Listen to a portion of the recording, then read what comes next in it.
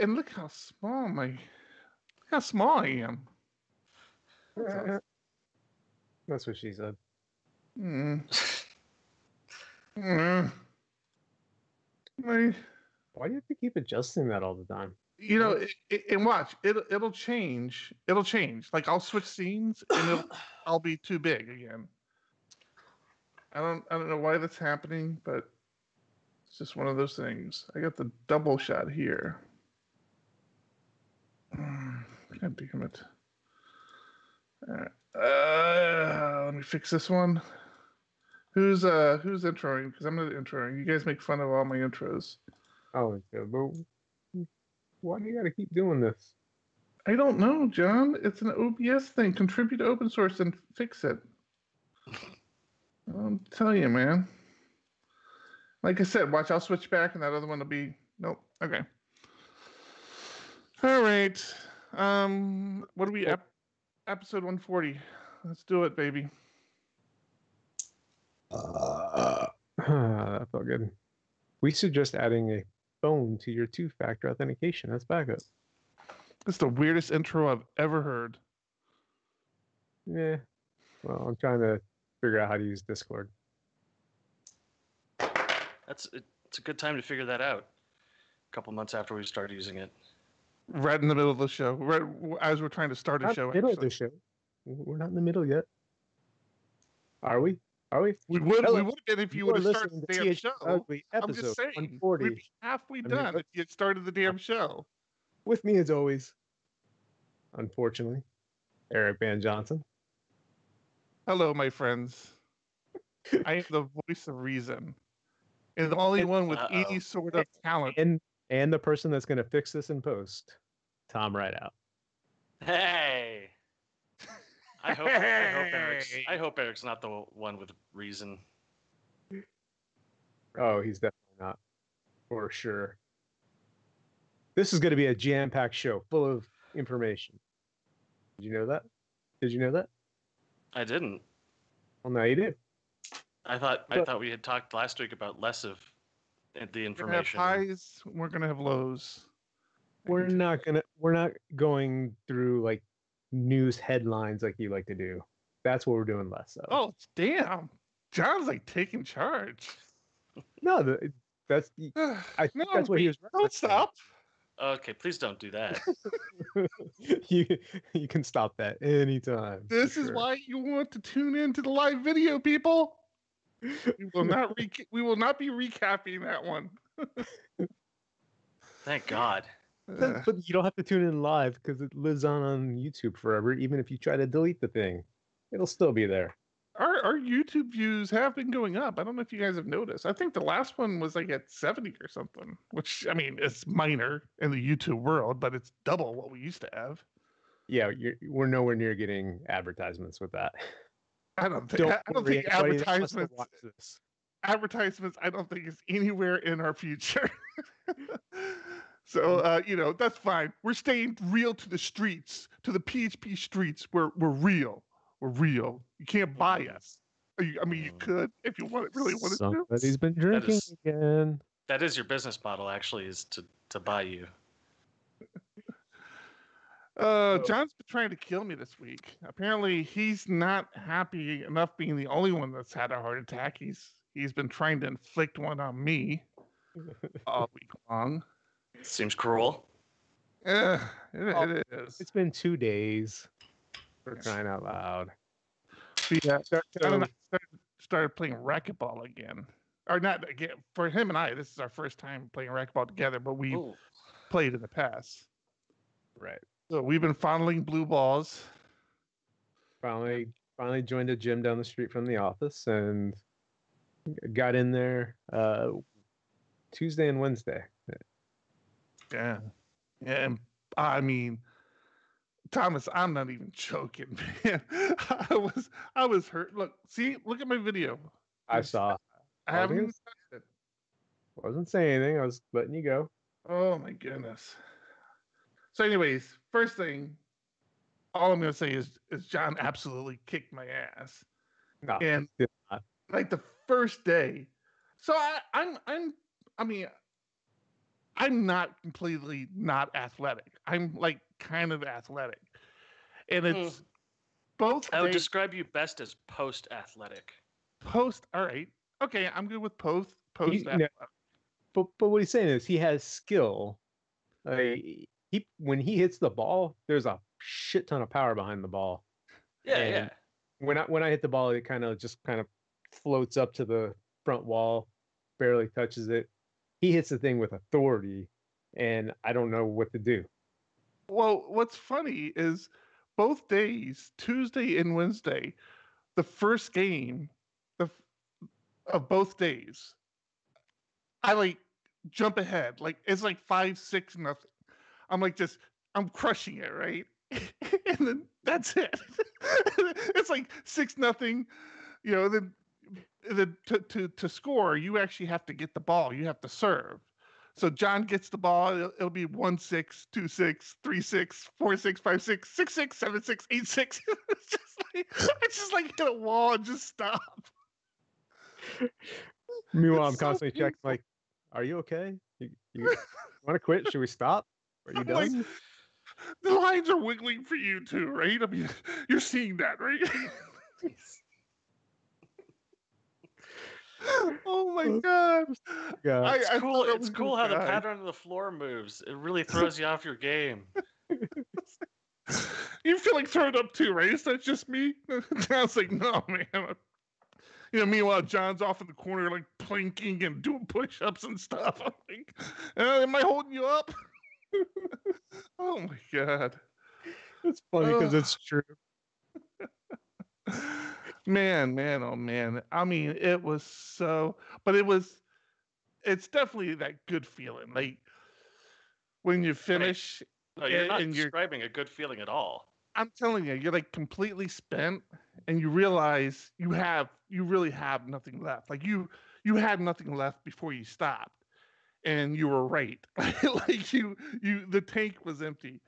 I don't know. I enjoy that feeling. I love that. Just you're laying there and your body's like throbbing a little bit, and I don't know. I I felt bad. guess Felt bad because both days I ended up leaving before Eric left, and he's sitting there like, "Nope, I need a few more minutes."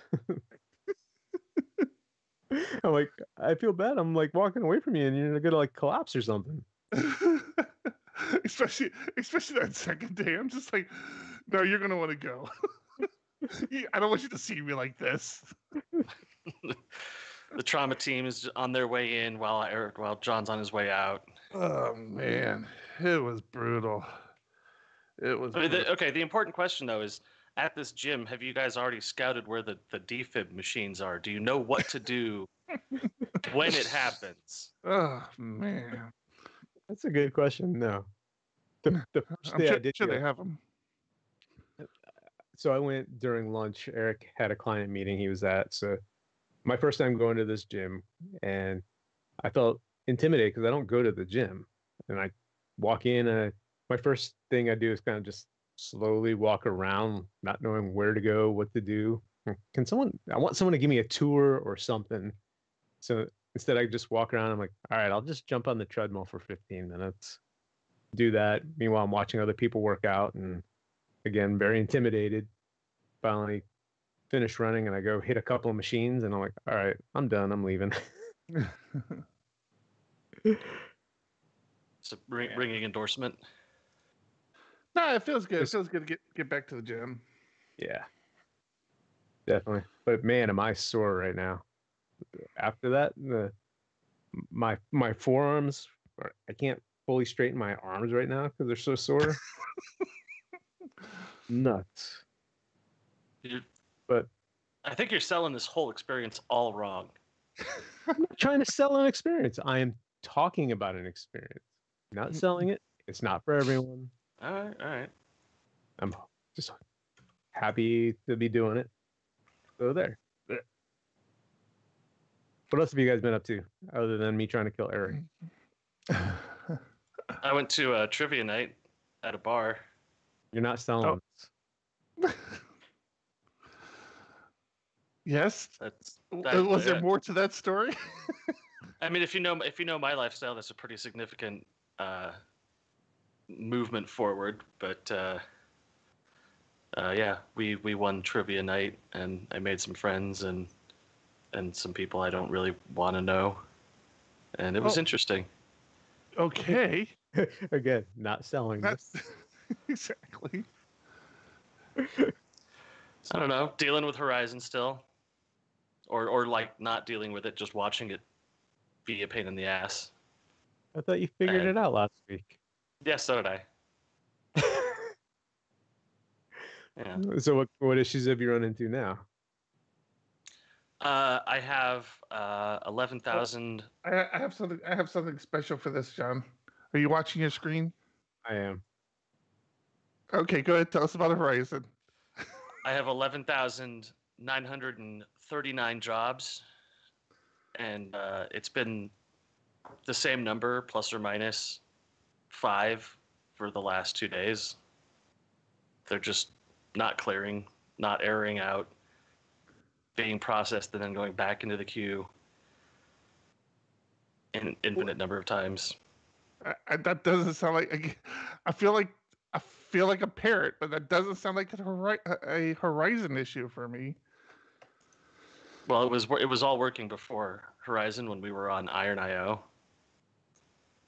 and I think it's a timeouts and retry limits conflict. Mhm. I think if you have your global retry lower than your per job retry, then it doesn't consider the job having failed to have been a failed attempt, so it retries it again without incrementing the retry counter.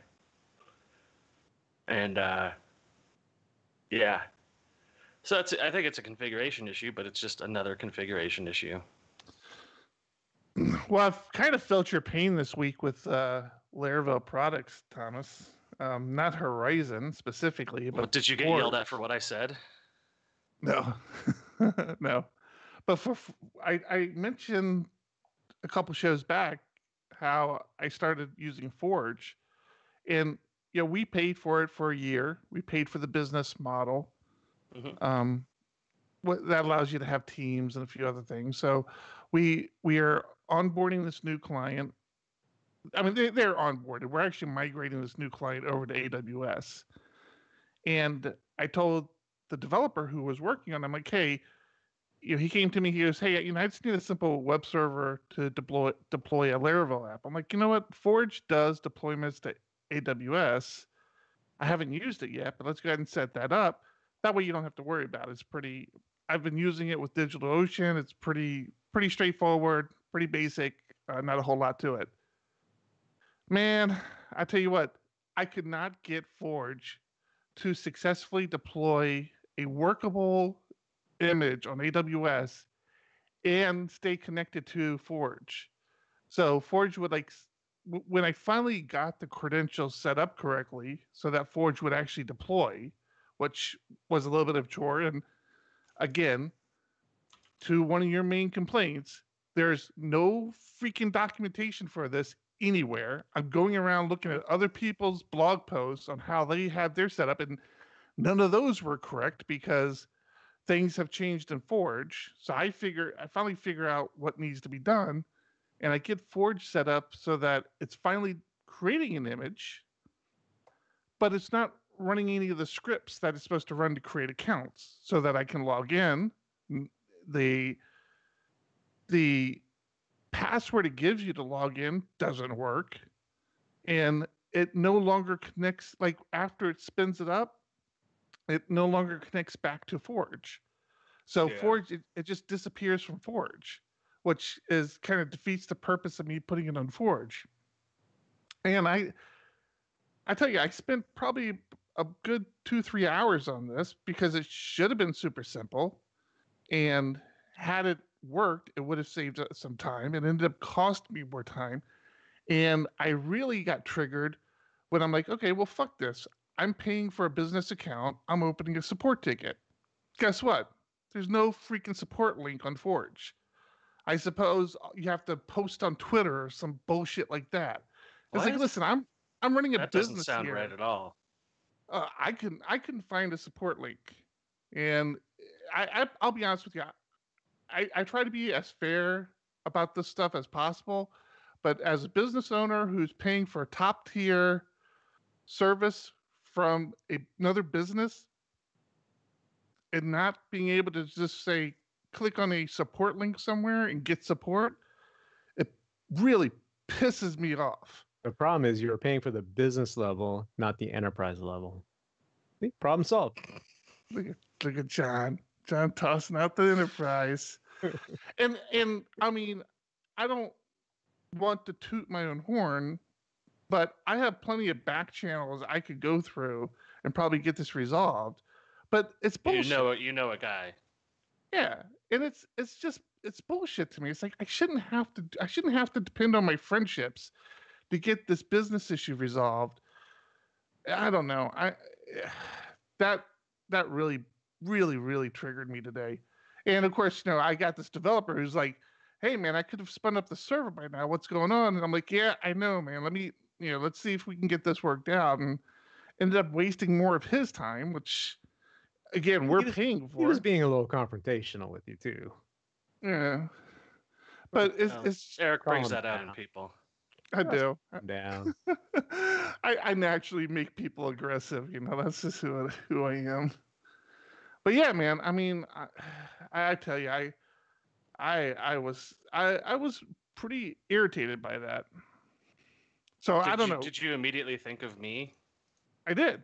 I swear to God, that's the first thing. I'm like, Thomas is gonna have a field day with this one. I'm sure. So I'm just glad. I'm glad that I've worked myself into your subconscious in that way. When something goes wrong, you think of me immediately. Doesn't AWS already have this feature though of spinning up machines? Isn't it code deploy or something else that will spin up machines and tear them down for you? Yeah, and you have to configure it, but yeah, I'm sure it's just a configuration issue, but and again, everything I was going to do through Forge, I could do on AWS, including the whole deployment of GitHub when I push to master. All this can be configured in AWS, but as you very well know, John, configuring things in AWS is not very straightforward either. Pain in the ass, for sure. Yeah. So I was trying to avoid and we're paying that. for Forge, and you wanted to use it, right? So, yeah, I was disappointed with the. I'll say, I've been very happy with what we've been doing with it on DigitalOcean, and I've been very happy with DigitalOcean just pretty much across the board. They're really stepping their game up. Yeah, and they keep going and going. Yeah, they're adding great new features. You run into those few features, you're like, had this, or could probably move something over here. Most recently, I really wanted a more in-depth firewall feature, doing rate limiting, and they don't have that. They just have the ports on or off. But the firewall in DigitalOcean is somewhat new within the past year or two. So are adding features constantly. Well, I think I said a long time ago that I'm moving away from Laravel specific packages when I'm developing, and I'm just integrating the basic level stuff. None of the facades and service providers and helpers and all that. Just give me the API. Let me call that. I'm happy. And I think more and more I'm stepping away from new products that promise the world as well, because I've implemented several solutions now that are new and supposed to be awesome that end up being incomplete and buggy. And really, there was already a service available that was tried and true and wouldn't have produced these kinds of problems. I mean, if I were to go back to queuing, I'd be going with Beanstalk and some other front end for Beanstalk instead of Horizon. I wouldn't recommend Horizon to anybody. Horizon has some pretty damn good features though that I haven't replicated with Beanstalk D. I haven't seen those features pan out to be helpful at all. Fair point, but There's shiny features for sure, but they're not useful. There are things like it'll tell you. Again, I haven't used Horizon, so I'm going off memory here, but it doesn't give you like average rate of completion, jobs per minute being completed. Sure. Type of I have that stuff, but there are Beanstalk front ends that do the same thing. I need to find that because the one I use doesn't have that, and I'm in the process of writing something so I know how quickly jobs are processing, so that I can start building and monitoring, because I have very basic monitoring right now around, hey, there's more than X jobs in this tube to be completed. And that doesn't tell me anything because that could just be fine and they'll be completed in 10 minutes. So now I'm trying to use historical data to say, based on the rate of completion, these 10,000 jobs will be done within an hour. And then build up monitoring around that. If it's going to take more than 4 hours to complete, then alert me. But at least I know jobs are processing. Yeah, I mean, I've looked at the Beanstalk tools page. If you go to GitHub, Beanstalk D, Wiki, there's a whole tools page. And they've got apps that are specific to Zend and give you rates and priorities and waiting and buried, delayed, stuff like that. I mean, you can get all that information out of it. I use that second one, Beanstalk Console. I've actually contributed to that one. They accepted a pull request of mine. I'll have to look at some of these others. I have Horizon watching 10 queues, and as soon as I started queuing up a large amount of jobs on them, I realized I didn't have a way from Horizon to just flush the queues. So I had to build a tool to do that. And that was where I started to get frustrated with Horizon. When you say flush, you just delete all the jobs out of it? Yeah, just clear all the jobs. To me, that's a management job. That's the first one that you write for a queuing system, is to literally manage the queue by flushing it or raising priorities or whatever. And that's just non-existent. I mean, the reason it's not a bigger deal for me this week though is that I just stopped caring. I stopped caring about all of my Horizon troubles, and I'm just watching it spin its wheels on this 11,938 jobs right now. With 19 workers. All right. Well, I don't want to be the podcast that bitch and moan about Laravel every week, so let's maybe cut that out. I mean, I do have an interesting. There was an interesting topic that came up this week about Laravel, so maybe we'll circle back around to that. The deprecations, the other one that has me infuriated. You're infuriated about it, yeah. The Laravel. So Laravel 5.8, Taylor announced that he was deprecating the array and the string helpers that he uses. And man, this one hits me hard because I use his helpers way too frequently. Now, apparently they'll still be there. You can still call them as static functions. That just the helpers won't be part of the package. So I don't know what that means for me as far as migrating my code bases. I'm going to have to... It's a huge pain in the ass. Yeah. It's such a massive pain in the ass. And for all of the libraries... Yeah. Well, for my code base, I'm dependent on libraries that I can guarantee call those helpers. Interesting. And 5.8 is not just deprecating them, it's marking them as deprecated and then removing them in 5.9. So 5.8 is when you're supposed to stop using them. 5.9, which is I think like 9 months away, maybe later, a little bit later. Still, to have a completely backwards breaking change that's going to crush all of your libraries and dependencies and your entire code base.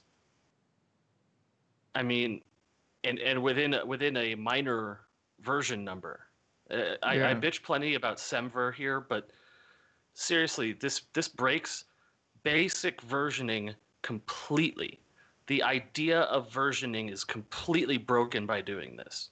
Why have numbers for your versions at all?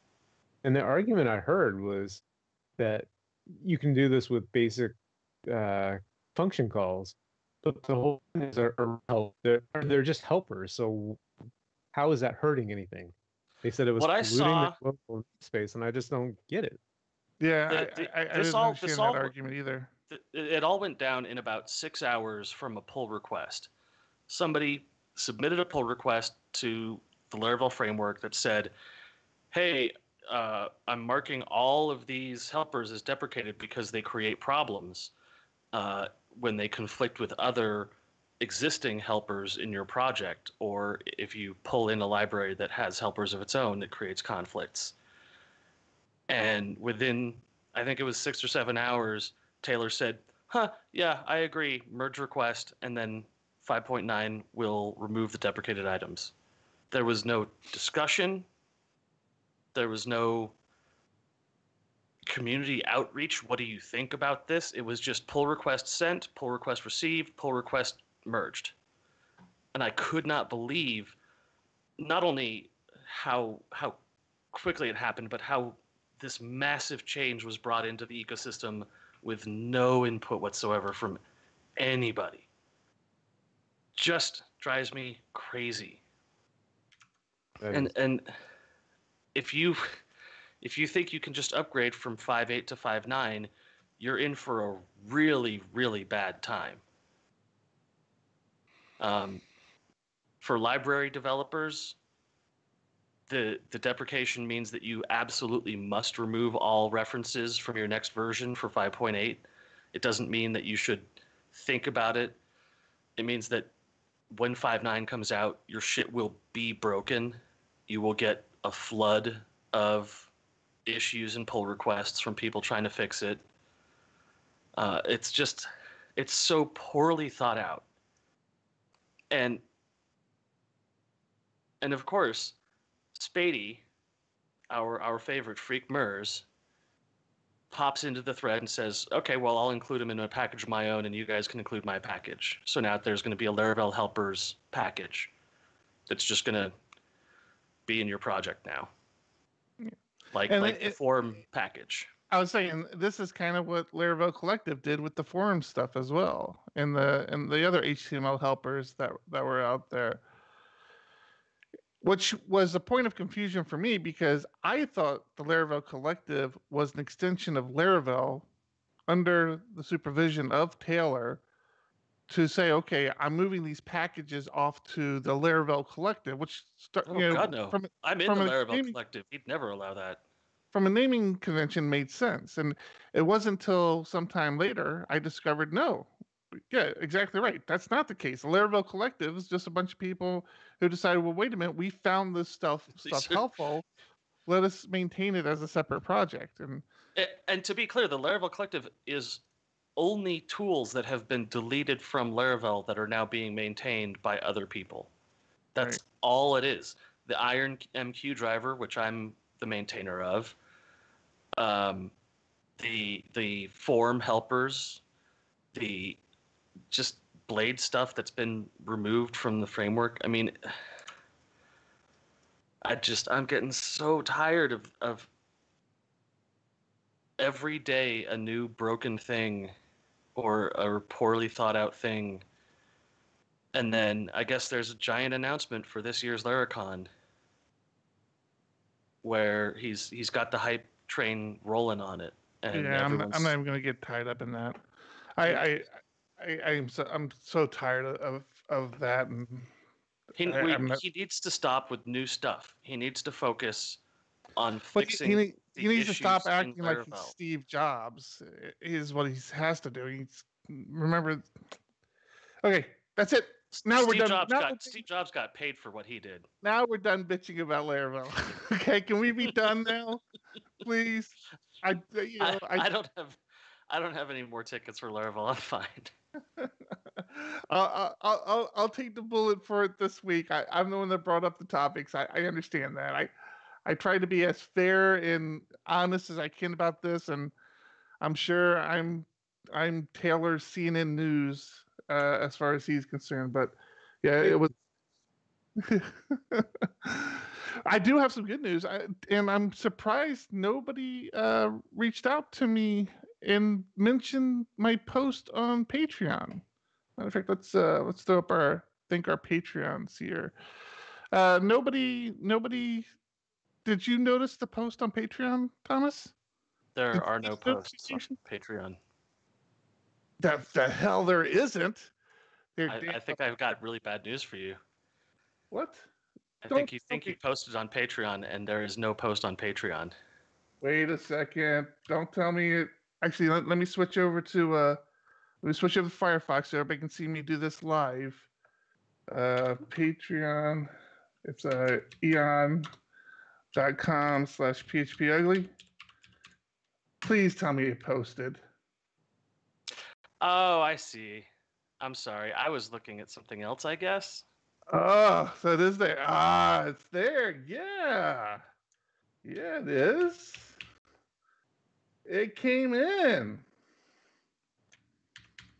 Use short open tags. I am excited about this.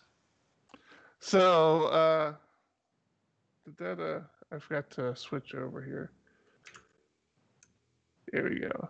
So, if you're a Patreon, we got our little mini lanyards in, our PHP Ugly mini lanyards. Now you are sending me one out, right? There's a. Are you a Patreon? Let me see. Is your name on Patreon list? Patreon? Not seeing a write out. Not seeing a Thomas. You wouldn't be happy to be going as Buttery Crumpet, would you? No. So yeah, boom, they're in. They're in, man. Really, really excited. So we'll be getting those out. I have a whole bag of a few of them. So I don't think you said what they are for the people who actually listen to the podcast. I said the mini lanyard. Didn't I say the mini lanyards? The PHP Ugly mini lanyard. I might be too used to your voice. It might have faded out. You just naturally ignore me. It's kind of a talent, actually.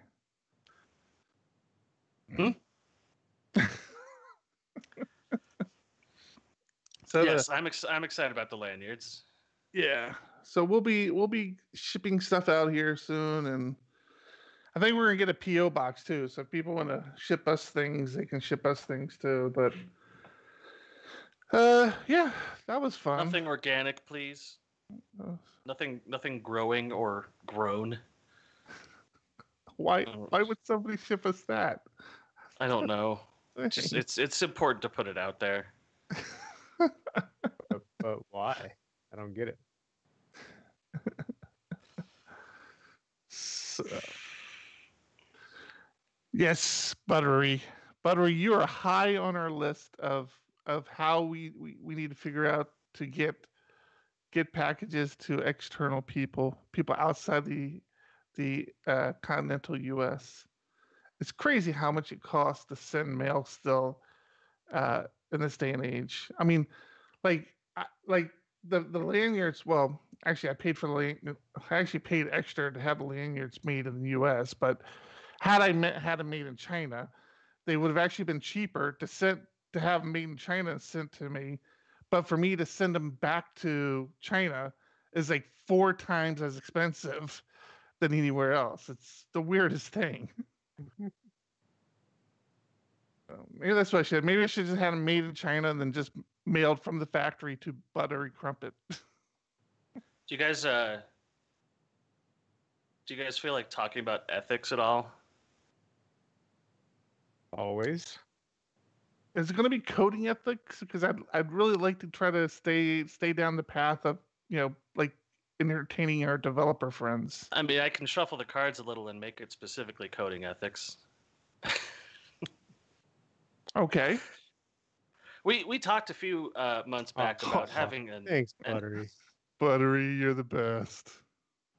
We talked about having an ethics sort of topic show, and lately I keep finding myself running into interesting points of conversation for coding ethics.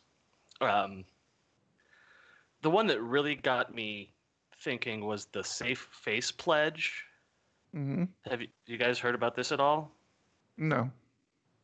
Oh, It's a pledge for people who work on facial recognition software to basically say, yeah, make the pledge. Like, say that you're not going to be a bad actor in this modern evolution of facial recognition tech. And I was reading through it and I was struck by uh, how strange that this was being applied to people, because there's a historical reference for it. So the pledge has like four main points: show value for human life, dignity, and rights, address harmful bias, facilitate transparency, and embed commitments into business practices. And that sounded a lot to me like Asimov's rules for robotics. mm-hmm. And I started to think, well, like the pop culture reference, the pop culture understanding of Asimov's rules for robots is that it applies to the robot. It applies to what the robot thinks of when it's trying to make a decision. But it also applies to the creation of this robot. It applies to the people writing the software saying, I won't put this functionality in place because it is harmful to society. And with China, we already have a society that is tracking and giving scores to people based off of facial recognition and behavior recognition and stuff like that. So it's not crazy to say that this technology is a far-flung future thing that we don't have to worry about now. It's something that's being actively worked on. People are quitting Google and Amazon because of their relationships to the government in developing facial recognition technology. And I think we can, for the most part, agree with like the thing the pledge is aiming to say, which is, do good. So number one is show value for human life, dignity, and rights by acknowledging that decisions that foreseeably increase the risk to human life are too dangerous for artificial intelligence, and by refraining from selling or providing facial analysis technologies to locate or identify targets in operations where lethal force may be used or is contemplated. And that's something a lot of developers can agree on, but are you going to quit your job or get fired? That's always been the problem with some of these pledges is, okay, so you think this way whether you take the pledge or not. If you're being asked to do this, if you disagree with it, you're going to quit. The company's going to find somebody that will do what they want done. That's the key, right? This isn't like the medical field. Even in the medical field where they have these oaths that they're bound to by practice. Like, if you don't adhere to this oath, we will remove your license. You still have people who skirt those responsibilities. I I think I think it's good to put it out there. I think it's good that we as a society, especially for the non-technical people, get them thinking about it. It's like, hey, this is something that you need to be aware of, you need to think about. But end of day, I don't know if it's going to do anything. I think it's good for technical people too, in the sense that I may accept a job not thinking about those consequences, but by having looked at this oath or, said I was going to abide by it, then maybe it makes me think a little bit differently, where I Mm, may be I may be too far down the road of creating something, not realizing the end game at that point. right. And we've had similar conversations. I mean, we all have different moralities and ethical barriers that, you know, and John and I have had the discussion as business owners of, where ours lie, because, we may see differently on exactly where, our moralities or ethical barriers are, but we have to have a consensus as a business where they lie. And so in we're not programming artificial intelligence or facial recognition, not yet anyways. I mean, this is actually something that could hit very close to home. There's going to be a ubiquity soon. Like, there's going to be a point where the facial recognition tech is so common that people start asking for these shitty implementations. But the point I'm going with here, Thomas, is that this argument can be made on other things that we have all accepted. I mean, the big elephant in the room with us is adult content, right? Some of us here hardcore pornography. Yeah. Is someone here involved in that? Some of us here make a living off this, and there are people in the industry that would flat out not take a job, not even entertain the possibility of doing this. It's been my experience that they take the job, they show up for one day, and they never show up again. Now, I'm sure there's plenty that have just flat out turned down the job because of their morality or their ethical beliefs. So, again, where's that slide bar end?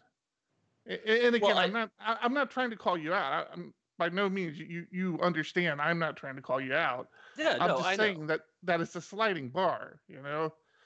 I have to tell you that for my job, the greatest issues I've had are the moralities of other people. Mm-hmm. And from the people I've seen who can't stay in the industry, the people who did show up for one day, it wasn't their morality that made them leave. It was their significant others or family members. And I don't want to focus on that one field, but my point being that morality is a sliding scale. And yeah, it's a poignant example. Things with like facial recognition, you will have a group of developers that say, no, this piece isn't harmful. I'm okay doing this. And you'll constantly have people who are pushing the boundaries, who still believe that they're staying on the right side, but they have justifications for why they're at where they're at with their moralities. Well, I think one of the greatest missing components is the teeth of the whole thing. The tech industry is notoriously non-union. There have been attempts since the 90s to try and unionize developers, but it's never panned out to be anything even remotely successful. And pledges like these hold no weight if there is no union to try and enforce a group morality.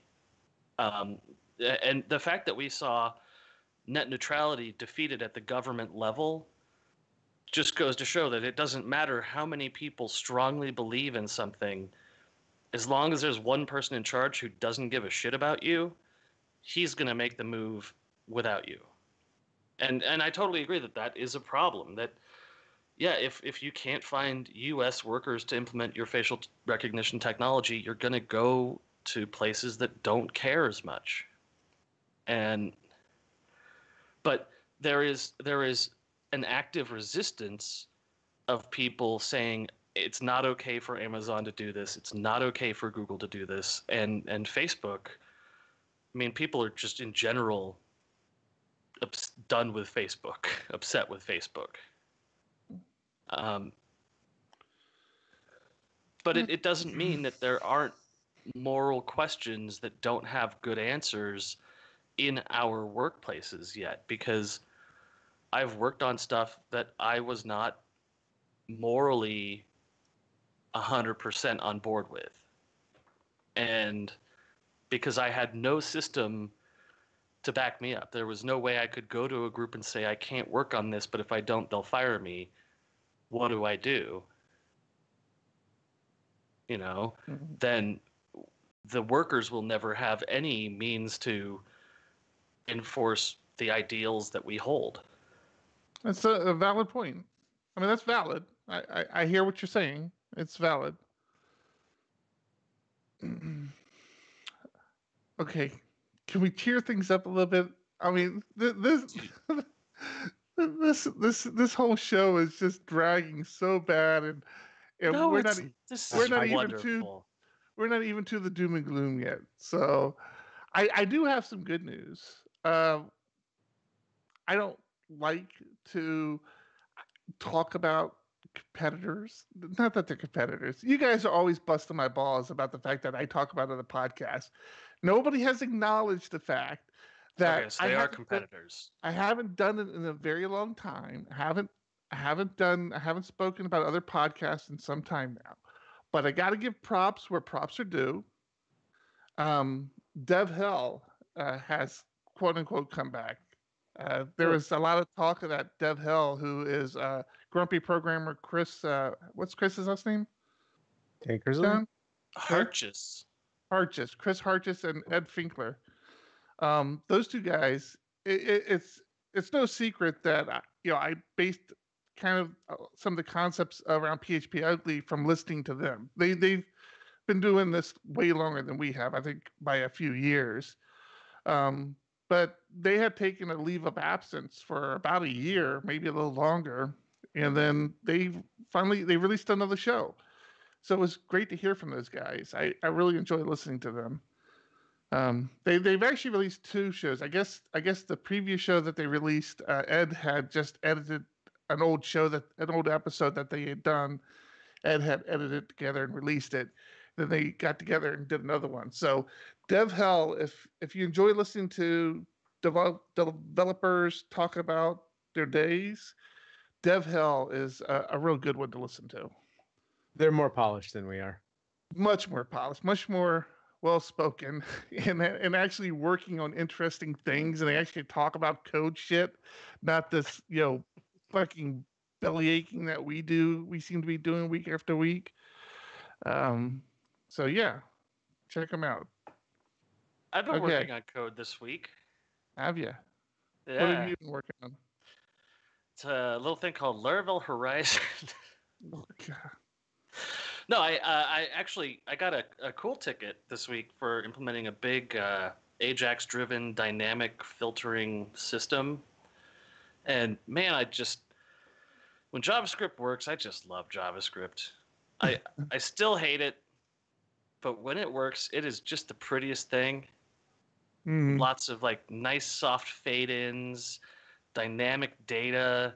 I'm not even using React or Vue at this point. I'm just spitting raw HTML out of a server, but it's so pretty. And I wish I could do 90% of all of my stuff in JavaScript and then let someone fix the 10% It's called broken. Node.js. Well, no, it's the part that sucks after you've got exactly what you want, except it's one pixel off that I want to just hand over to somebody else.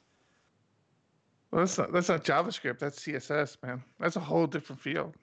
Oh, I wish. Hey, I was gonna say fade-ins and all that. You got to be either using a library or CSS for that, not necessarily JavaScript, right? God, we got to use both. I have like my project manager has posters of cross-browser compatible functions, and it's like you can't use this because IE7 doesn't support it. I'm like, I don't care.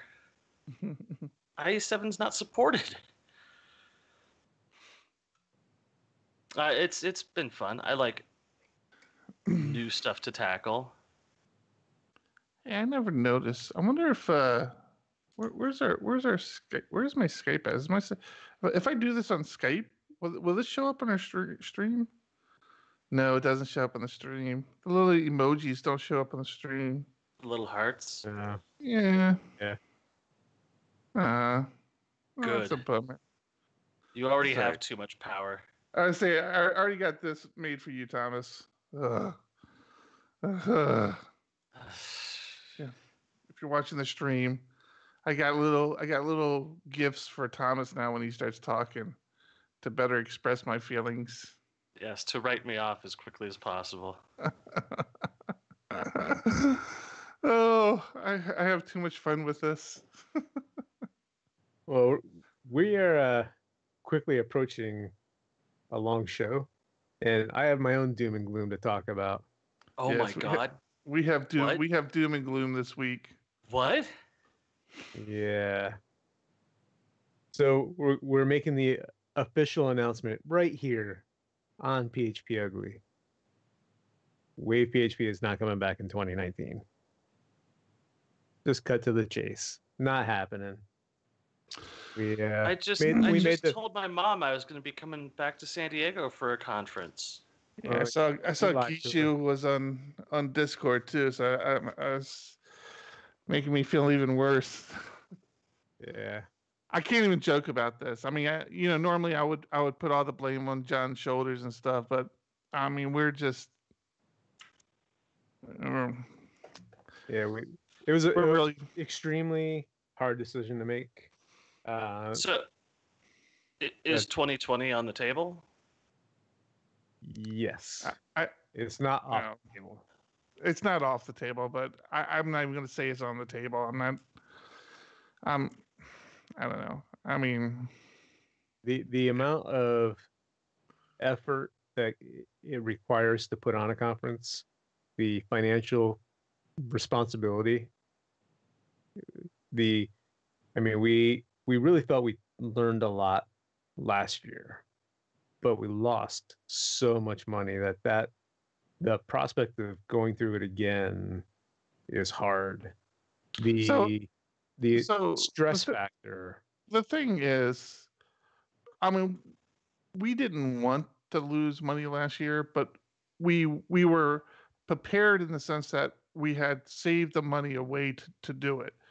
Right. Obviously, You had bankrolled it so that it could right. happen. So I mean, nothing came out of John and I's personal pocket at all. DiegoDev, It came out of our personal pocket.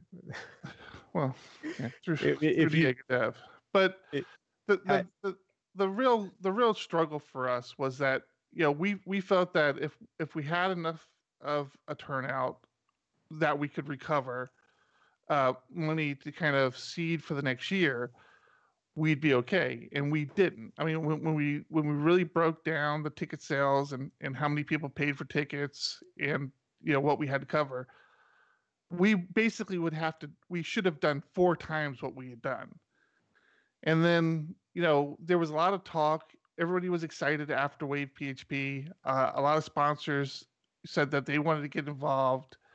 Some even went as far as to say they wanted to be a feature sponsor. So John and I were honestly working on Wave PHP 2019, and we had been working very diligently for probably last month to secure dates with the Bahia. We've also been working with Cascadia PHP so that we wouldn't overlap. and actually, we also sent out an RFP to other hotels in the area because but the Bahia didn't have the dates we wanted. So, I mean, we definitely put in a lot more work than just working with the Bahia. Right. So we got a bunch of proposals in from other places and spent a lot of time on it. As things turned out, I mean, we managed to work out dates that got us in the Bahia, and the Bahia reached out to us and said, okay, we need to start talking contracts and deposits. And that's when John and we were kind of like, well, we have to get a commitment from sponsors. And the ones we reached out to, especially the big one we were hoping for, just basically told us flat out, things have changed. There's no sponsorship money this year. We're sorry. And that just kind of put the brakes on it for us. We're just like, we're not in a position. I mean, we're just not financially in a position to do it. And that's the bottom line. I mean, there's just no financial way for us to do it. And there was not any carryover from last year to seed it. So yeah, it kind of sputtered out. That's a and it bummer. hurts. I mean, you're not going to have a heart attack, which is nice. Yeah. I mean, there was that weighed heavy on me too. It was a week after Wave PHP last year, and I can't help but wonder, did all the stress putting on a conference have? I mean, I still think it's mostly hereditary, but yeah, and all that red trust meat. me, yeah, There was a lot of thought that went into this. It wasn't easy. Yeah, All right, we got to end the show before I cry on it. John and I have had a lot of ups and downs with our business. We've lost some big clients. We've not landed some big clients, and we've lost some good developers, and gotten some good developers. This by far is probably one of the toughest things that we had to kind of concede to as a company. And I don't know, man. I'm big on community. I never feel like I do enough for community. And I feel like this was one of the things that I really did well as far as contributing to the community. And now, of course, I feel like I've failed at that. So I apologize. No. Those who didn't make it to Wave PHP last year, I apologize that there won't be a 2019 Wave PHP. Who knows what the future holds at this point. But still encourage you to go to one of the other great conferences. Tech World, Longhorn, Cascadia. What's the Las Vegas conference? ZenCon. I don't even know if that's a thing anymore. I think that's gone under too. Oh yeah, that might be completely up in the air. The company got bought actually this week. Rogue Wave. Yeah, Rogue Wave was bought this week. No, by who? Microsoft. Duh, they're buying everything. By the way, that was a joke in case you're not paying attention. I'm not. It's okay if you can't find it.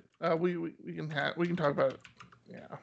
We don't even talk about anything with the word wave in this thing. Man.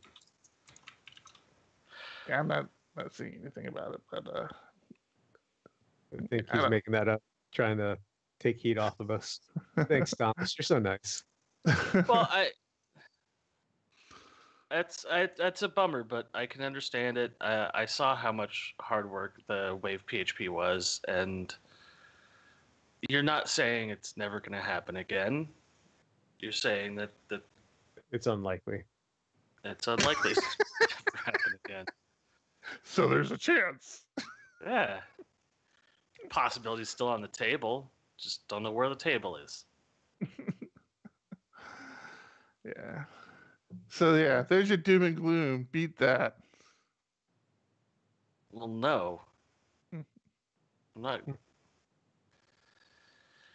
I got Facebook shit again. That's all I got.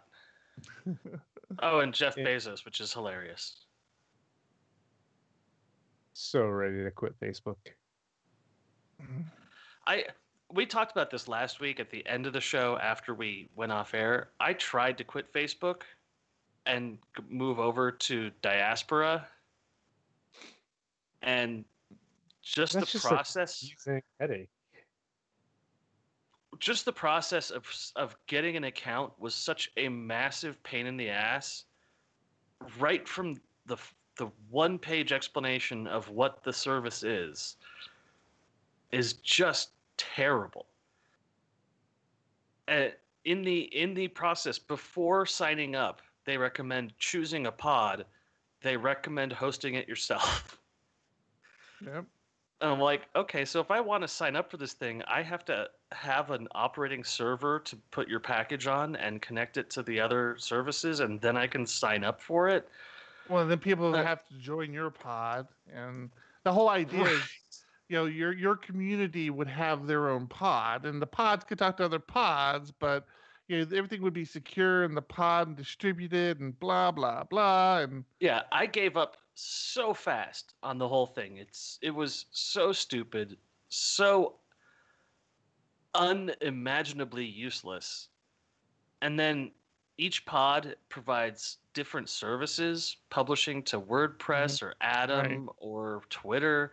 Like, there's no way to sign up for this thing that's trying to replace Facebook in any way that someone other than a complete nerd would bother going through. Yeah. But that leads to the other point, which is that Facebook is ubiquitous now. And their ubiquity is causing them some problems. Mhm. They're so much the only option that governments are starting to outright attack Facebook. And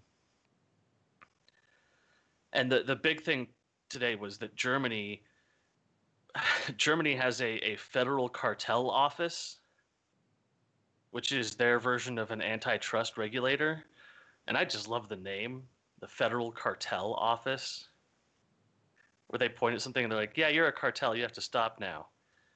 And they pointed at Facebook and said, you're a cartel, you have to stop. And so Facebook Germany is in a lot of trouble. They basically can't collect data anymore. Hmm. And, of course, Facebook's fighting it. But Germany stated that Facebook has inserted itself into the social lives of Germans in such a way that failing to use it amounts to opting out of large slices of civic life. And thus the take it or leave it privacy waiver Facebook imposes on its users can't be characterized as an agreement of any kind.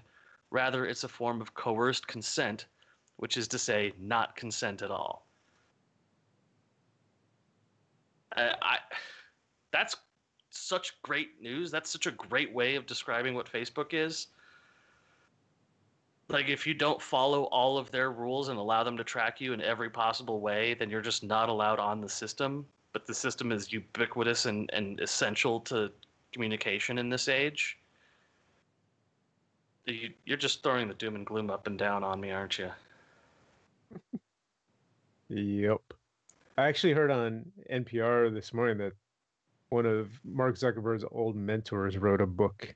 It's called Zucked, Waking Up to the Facebook Catastrophe, where he talks about where early on he tried to warn Mark Zuckerberg of these potential issues and is now watching it all kind of play out.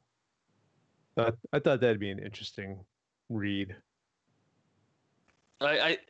It's interesting to me because I think with all the talk we've had about ethics, Mark Zuckerberg is one of the least ethical people in tech today. There have been calls for him to step down from Facebook, and amid all of this controversy, and he refuses to step down. He keeps insisting that none of this is his fault or Facebook's fault, but it's the fault of the users who just don't know better because they're dumb. And it echoes the things that he said in private when he first started Facebook. And it's hilarious to me that when The Social Network came out, the movie, this was a glimmer. This was just a sideline conversation in the whole movie, was how bad Facebook is negatively affecting everybody's lives. I mean, there was a study out that showed quitting social networks dramatically improves your health, physical health. And it's getting like crazier and crazier, where Facebook is acknowledged that minors were using their parents' credit cards illegally and promoted that use, or they're collecting data on users who are not logged in and not signed into agreements. And I'm getting the wrap it up sign from Eric. You're not supposed to announce it. You're just supposed to do it.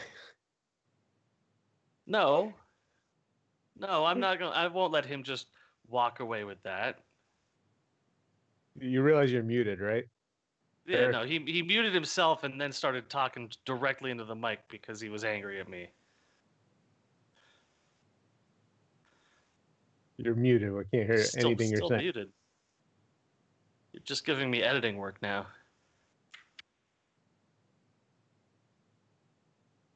All right. Well, I guess that means it's time to wrap it up. Wrap up the entire show because Eric is gone. Am I muted now? No. Nope. Now you're back. Am I back? Yeah. Oh God. Yeah. You should answer your question. Yes, we said no. Wait. I'm trying to be polite and give you a visual signal to wrap it up. Giving you time to wrap it. I'm done. I'm done wrapping it up. I have a question. There's two things. I have a question I want to give to our listeners to tweet back at us. The PHP Storm Blade support plugin. Does it suck, or am I just doing something wrong? Because the formatting for Blade templates, I just can never get it to look right on its own. I have to space everything out individually. It just sucks for me. What? Formatting for Blade templates in PHP Storm? Oh, you're saying when you're putting in the indentations and auto completing and stuff like that. I never have a problem with it. I'll see what I'm using, but yeah, I don't have, it works for me. I don't have a problem with it. The other thing is that I will be publishing a weekly doom and gloom blog post for the Patreons through our Patreon page. So if you do love my doom and gloom and feel like throwing us some Patreon bucks, it'll be available at the lowest level, and I will quickly cover all of the week's doom and gloom and my quick thoughts on it to provide to all of our loving members. I like how you unilaterally decided it's going to be at the lowest level. Thank you. I like it too.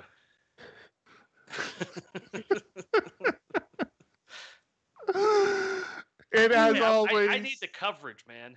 Thanks to all of our Patreons. We appreciate you, everybody.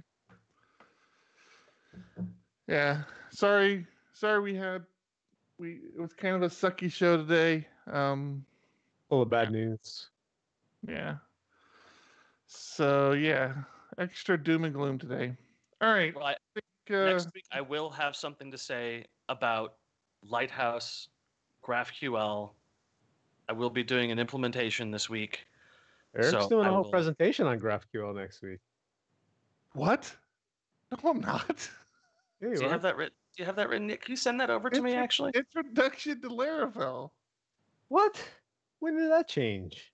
That changed. Oh my gosh! Good. I don't have to go to next week's. Oh my god! I don't have to test next week. I wanted to do a GraphQL talk, and everybody's like, "No, I'd rather hear an intro to Laravel." Yeah. So I'm doing an intro to Laravel next week, which now that you remind me, I really should start writing that. I'm loving GraphQL. I'm just gonna put it out there. I have yet to find any dinks in its armor. All right. Well, next week we will dip into GraphQL talk. Cool. Let's do that. Let's make that happen. All right. Just flash the supporters up there one more time, and I think that'll be it. This is episode 140. Appreciate you all listening. I'm Eric Van Johnson. I'm John Congdon. I'm Tom Rideout. Keep it ugly. Keep it ugly.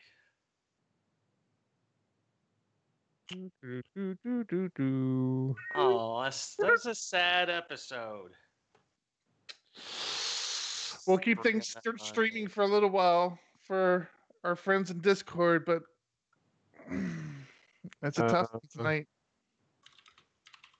Did you include a picture of you and Taylor in your Laravel 101? You think I did? Of course he did. I've seen that. I keep running into that picture of him and Taylor and feeling guilty. Let me find that for the here, let's throw that up on. Let's see, is that on?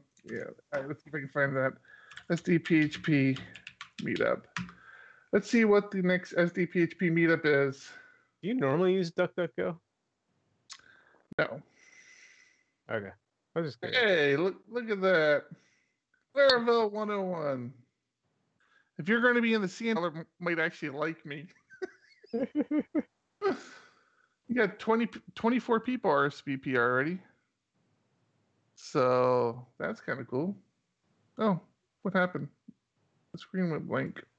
Yeah, Firefox for you. No. So yeah. That's that. Oh shit, where'd Thomas go? We've lost our Thomas. You make that sound like that's unusual. I love my I've got to come up with some more gifts for you. I love these things. Oh God, I can do this professionally, man. I'm telling you, I'm like a professional. The worst part is that they always look exactly like the face that John is already making. Just...